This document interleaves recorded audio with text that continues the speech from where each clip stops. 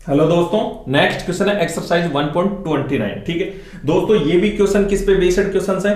Concentration of solution based questions है। ठीक है, तो हमने अपनी सीरीज चल रही थी, हमने देखा सबसे पहले एग्जांपल 1.6, एग्जांपल 7, एग्जांपल 1.8, फिर एक्सरसाइज 1.5, 6, 11, 12, 17, 25 और अब देख रहे हैं 29। ठीक है, तो दोस्तों जो नए बच्चे हैं प्लीज ये वाले क्वेश्चन जरूर देख लें।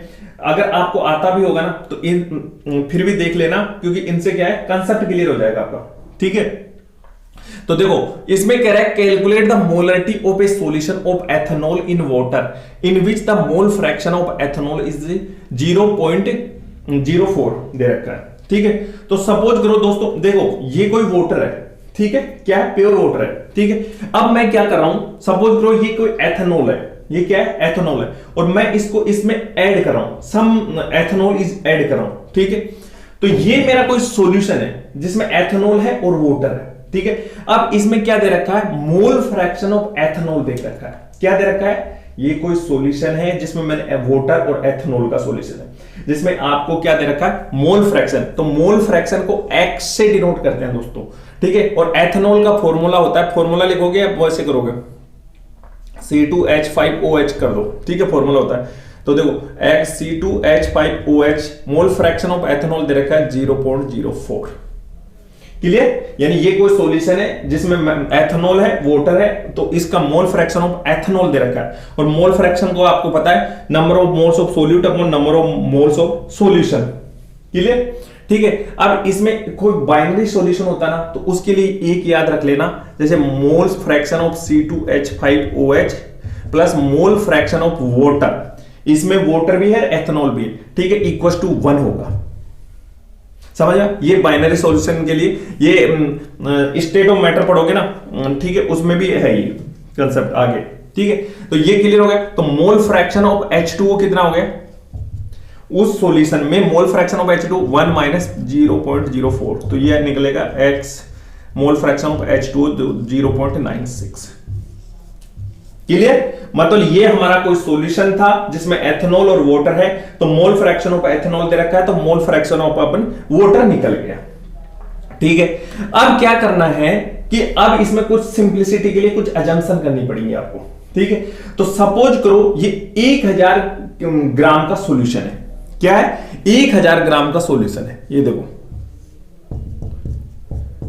1000 ग्राम का सॉल्यूशन है, 1000 ग्राम का सॉल्यूशन है। ठीक है, तो इसमें मैंने एथेनॉल थोड़ा सा, क्योंकि देखो मोल फ्रैक्शन 0.4 है एथेनॉल का, तो मोल एथेनॉल मैंने क्या किया? थोड़ा सा ही डाला है। ठीक है, डाइल्यूट सॉल्यूशन है। क्लियर?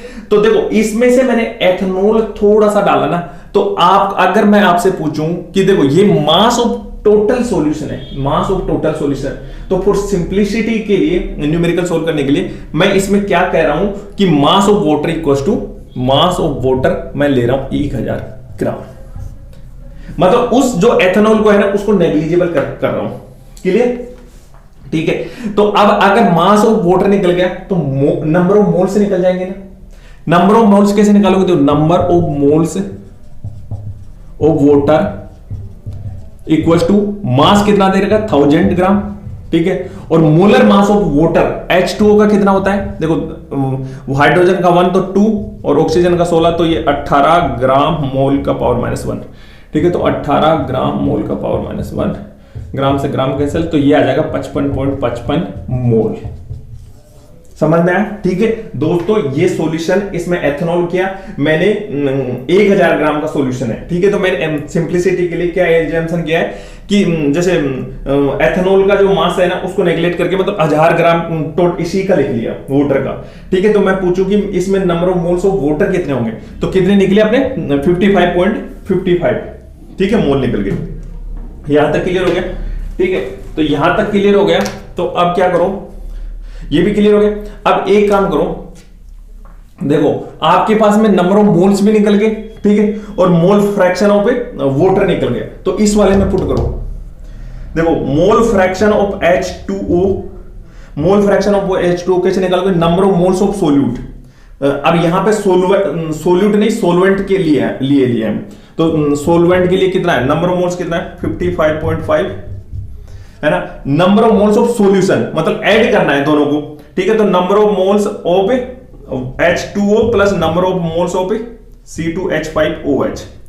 तो number of moles of H2 given है 55.55, ठीक है ना। अब इससे सोल्व करो और ये X2 यहां से पुट कर दो वैल्यू 0.96, ठीक है। तो इसको सोल्व करो, कैसे सोल्व करोगे, देखो 55.55 plus and C2H5OH 55.55 divide by 0.96, ठीक है। तो एन C2H5OH, ठीक है, 55.55 डिवाइड बाय 0.96 और माइनस 55.55, ठीक है। तो C2 number of moles of C2H2OH, ठीक है। तो इसको सोल्व करोगे ना, इसको सोल्व करोगे, इसको सोल्व कैसे करोगे, देखो इन पॉइंटों को हटा लेना, ये पॉइंट हट गए दोनों, ठीक है। अब इसको इसके डिवाइड करना और माइनस निकाल देना, ठीक है। तो ये आपका क्या उसमें आ जाएगा 2.3 मोल, है ना। अब ध्यान से सुनो दोस्तों, देखो सॉल्यूशन इसमें क्या डाला, एथेनॉल है, ठीक है, एथेनॉल और वाटर है, ठीक है। तो हमने एथेनॉल के मोल्स पता लग गए कितने, 2.3 मोल है, ठीक है। अब ये 1000 ग्राम का सॉल्यूशन का लिए थे ना, 1000 ग्राम, ठीक है। तो वाटर में अप्रोक्सीमेटली कितना होगा ये, इसका अगर वॉल्यूम निकालेंगे तो 1 लीटर हो गया, ठीक है। तो ये पूछ रहा है कैलकुलेट द मोलरिटी, ठीक है। अब number of moles of solute, solute कितने 2.3, ठीक है। तो देखो मोलरिटी कैसे निकालोगे, molarity equals to number of moles of solute 2.3 mole, है ना। और ये सॉल्यूशन का वॉल्यूम कितना है 1 लीटर, ठीक है। तो ये आ जाएगा 2.3 मोलरिटी है ना, कैपिटल एम, या ऐसे कर लो मोल लीटर का पावर -1। समझ में आया दोस्तों, ठीक है।